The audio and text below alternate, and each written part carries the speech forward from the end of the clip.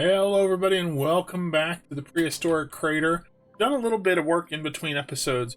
Today we are going to focus on taking down this asteroid because it has gotten very close. We are almost 100 cycles in, so we're halfway through till the time when this hits, and we really need to focus on getting things working to get this under control so that we don't have to deal with it smashing into our asteroid and taking out this entire area up here.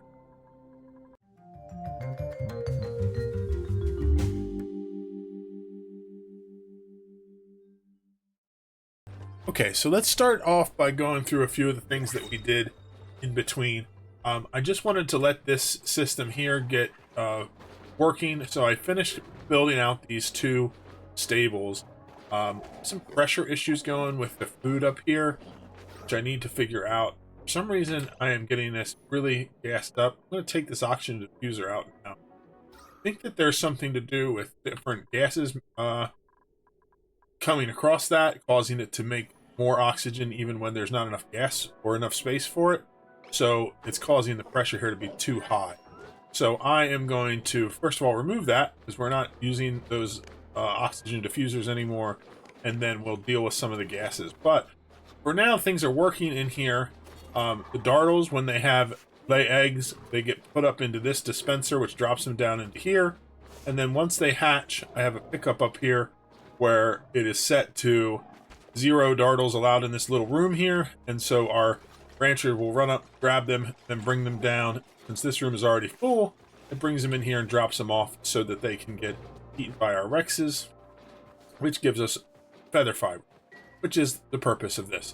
We used that to get enough Atmos suits to activate all of our suit docks, and we turned that on, and we have started building around to seal in our base. So now nobody is allowed outside of the base unless they have an Atmos suit on, and we have done some work down here, expanding down now that we had Atmos suits, just to get some more resources. We got some more critters from down here, and we have finished building out the first part of this cooling loop. So the cooling loop is pretty much how I described it when we were building it.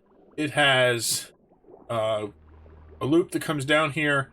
It fills up this tank, and then the water comes out, or the polluted water comes out of the tank and goes past this sensor.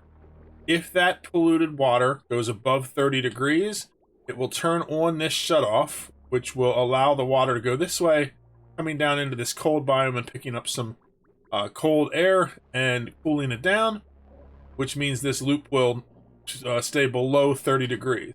That loop then comes up here, and for now, it's just going through with a regular pipe through our crops, because they were getting pretty hot like the rest of this area, and so it has now started to cool them back down so that these are all still running fine. They need to be fertilized and things like that, but they are, body temperature is not an issue for them. I'm also building out this way. I think I'm going to exchange this up so that I'm going to move these crops down to here so that we have just a little more compact space for our base, because we want to leave these inside the base so that they can handle them without going in Atmos suits. And the design we have up here is very big. I also, 2 of these is definitely more than we need for our crops, so I might just switch it to 1. I haven't decided on that yet, but this is keeping everything running. We're doing well. We have plenty of food, and I've built out an area here to expand for more beds. I'm going to do the same for our mess hall to turn it into a great hall. So to do that, we just need to have, we can go larger, and we need to be able to put in some decorations. So I'm going to just put in a couple of canvases in here. Then we'll do the same when we add more mess tables on this side. And that should give us what we need to make this a great hall. Actually, we don't even need the canvases. That's right, we put in the decoration in the middle. I forgot about that. So we're good. So we can move this, and I'm going to put in 1, 2, 3, 4, 5, 6, 7, 8. We're going to put in 8 more tables on this side. It's kind of the same distance away as that side, just to make it nice and balanced. Gap of 2 for the water cooler. And then I'll put a wall along here for the edge of this, just to clean it out. You know, if it's fine without the wall because of the size, because it did say Great Hall, so I'm gonna leave it like that for now. So now we have enough space that we can bring in 8 more duplicants, which is good. So what we need to work on today is getting our blast shot maker up and running, getting intercosmic blast shot going, which means we need to either set up a way to make petroleum or biodiesel. But first things first, I want to crack in here now that we're in Atmos suits. We're going to dig all the way to the surface. We're going to build a ladder that goes up there, and we're going to open this door, and we're going to dig this stuff out so we can see what we got going here and what we need to do in order to get started with our defense against Demolior. I've been so distracted by getting things set up with the Atmos suits, I didn't notice a pretty severe problem. We are almost out of peat. Well, are out of peat. So our power grid down here is about to fail, which is okay. I had converted the oxygen system over to hydrogen. So at least we have that power going. So our oxygen will continue to flow, but our Atmos suit docks that we just opened up, once we run out of the peat that's down here, is going to completely give up on us. So as an alternative for the time being, see if I have any coal. Don't think I do. So we need to come up with another way to run power. I have some excess hydrogen, so I think I can set up some hydrogen to use for the extra. I mean, I have a lot of excess hydrogen, but I don't think that's a long-term solution. But for now, I think we can put a couple of hydrogen generators down here and set them up to run to keep us going. So I'm going to get building those right away.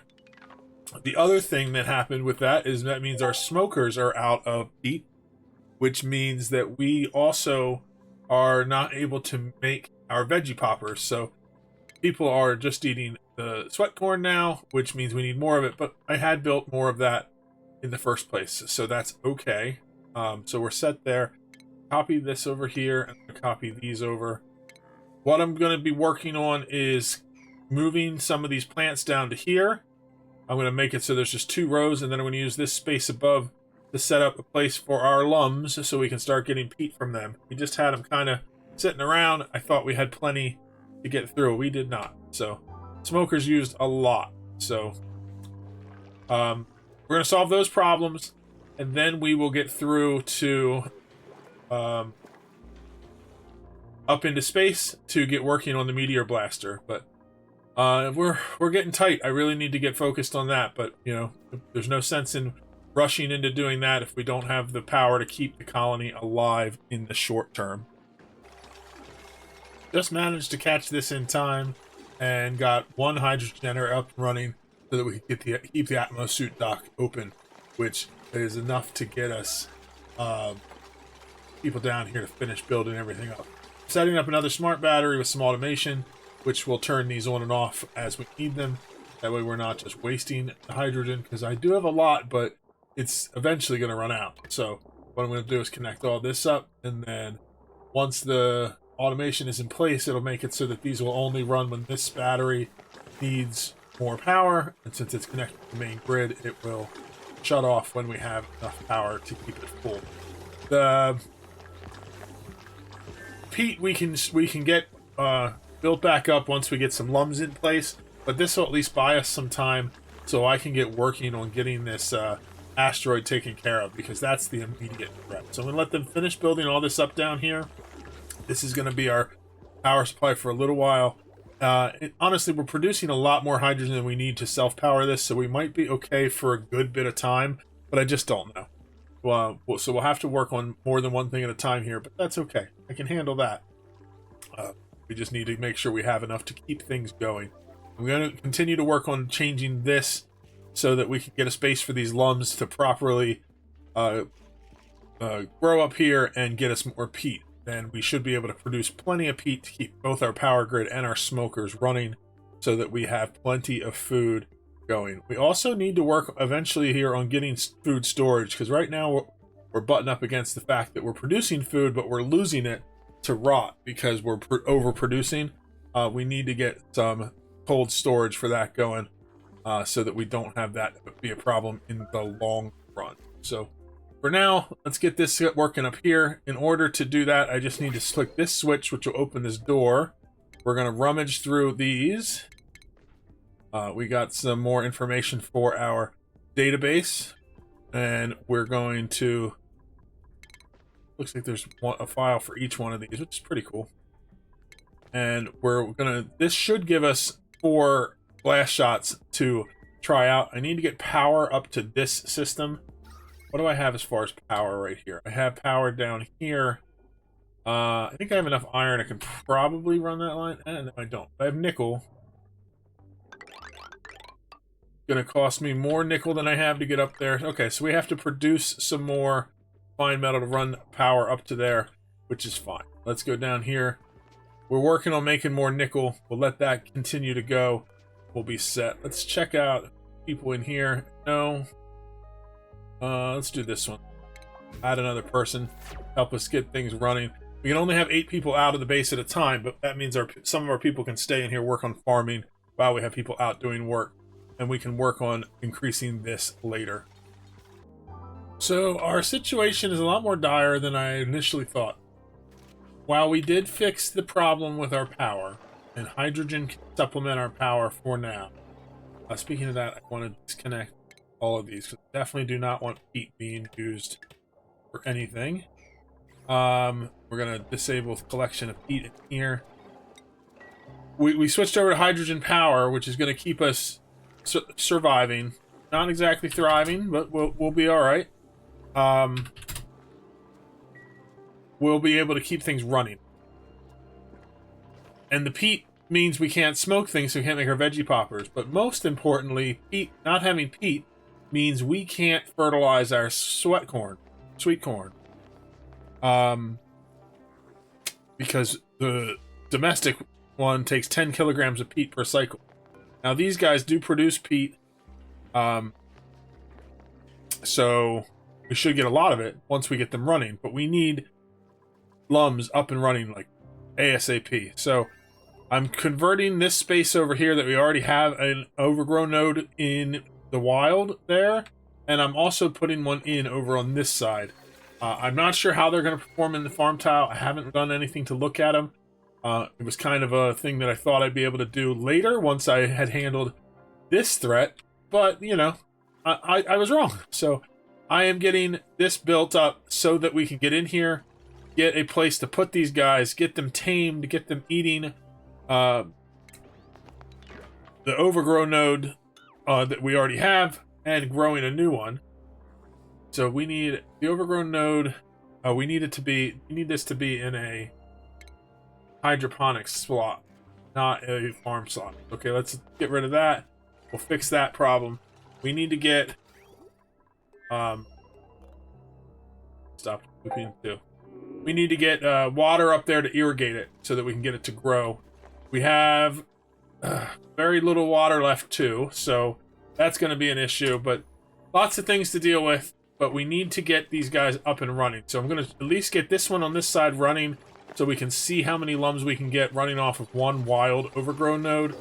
Hopefully have something here to start getting some more food growing, because we're depleting our food quickly. So we're going to put the lums and the lumlets in here, and then we're going to wrangle them up, get them moved in there, and then we'll work on the next pressing issue. So that is getting a hydroponic farm in here and working on getting water to that farm so that we can go and figure out why our coolant loop has stopped. So probably it just doesn't have anywhere for it to go. Oh, it's because I overloaded it with polluted water here. I thought that might happen because I would get distracted, and it did. Not a problem. Fix that. Let's just do a real quick fix by adding a couple more loops onto the end of this, and that'll give us more space. We'll take out this bridge. That way the fluid can keep looping like we want it to. So a lot of things to keep moving on, but we are getting to where we need to be. We're going to get these guys in here and get them set up. This room is 134 tiles, so we need to block off 6 more spaces. So let's just do this real quick to get that fixed. We'll do priority 9 on those and get that built so that we can turn this into a stable and get our lums going in here. So doing a lot of reacting instead of acting at the moment, but we're getting things going. I've put a filtration system in down here so that we can vent oxygen back in and vent anything else out. So carbon, chlorine, anything else that settles down here gets sent out, and it only pumps oxygen back in if there's space for it in base. So basically the idea is that if this starts to fill up and it gets really high, so there's gases that are causing problems, this will activate. I can revisit this automation, fix it so that it runs a little better in the future, but for now at least it's pulling some of this carbon dioxide and chlorine that's settling in our base out, and it's just dropping it in down here where it can settle down, where I already have some systems ready for handling. As far as getting water to eventually run up to here to this hydroponic farm, we have plenty of salt water over here, so I put in a pump that is pumping water over here. We're making the metal we need to finish up connecting this desalinator, which will just drop water back down into our water tank, and then we're going to have to run from our water line here up to the overgrown node up here. But for now, I'm working on getting these guys and seeing how much I can get out of just the ones that are in here off of this one overgrown node. I'll probably do some looking into that just to see how much that can actually support, and maybe some better ways to plant it so that we get more out of it. I'm not honestly positive the best way to do that. So we're getting there for those things. And we're going to survive. I have power going up here to our meteor blaster. Oh, it looks like they already loaded and fired off our intercosmic blast shots. That's good. So all 4 of them have been launched. We are going to see the impact that they take on Demolior when they hit. That's just the 4 that were in these lockers. So the idea is to see how many we're going to need to produce so we can have an idea of what we're going to need to do to get this going. Our first shots at the asteroid are less than a minute away. We're going to see exactly what happens when these hit. Never done this before, so I don't know. The idea is to see how much health we can take down with just these 4 shots. That'll give us a metric on how many blast shots we need to produce. And looks like each one of them is taking down 10 health. Or maybe it's 20. Let's see.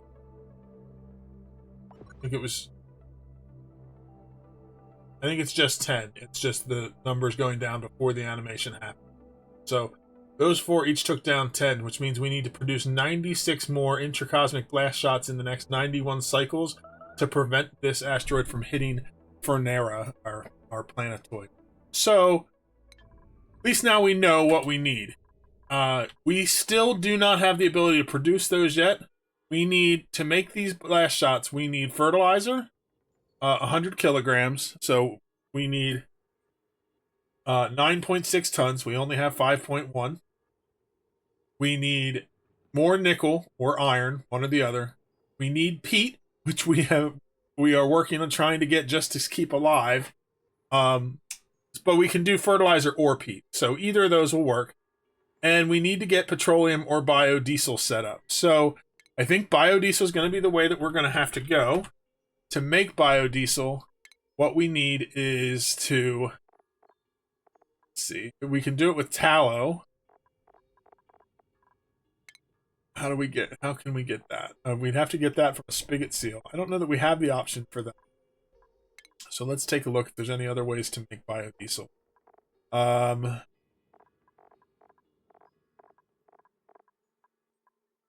We can do it with phyto oil and bleach stone. Phyto oil can be produced from seacomb leaves. I don't have that, but it can be produced from slime. So that's an option that we have. So that's probably the best thing we're going to be able to do. We need to get a plant pulverizer set up with slime so that we can make phyto oil. Phyto oil will combine with bleach stone, which we have a large amount of, to make biodiesel.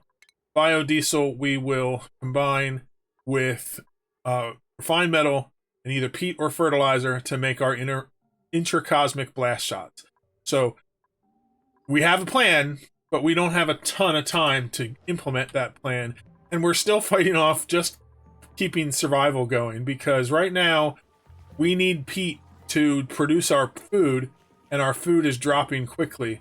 So we're struggling on many levels, but we're going to do our best to figure out how to get things up and running so that we can get things to be sustainable in the next 90 cycles. Because in 90 cycles, if we haven't figured it out, this asteroid is going to smash into our heads, and that, just as a reminder, that's going to take down this entire section, and it's going to cause massive problems for the rest of our planetoid as well. So we have a lot to do and figure out before then, but we have the time to do it. It's just a matter of, can we make it? For now, I'm going to call it an episode for today. It's been a chaotic one, but we learned a lot, and we are getting some things up and running.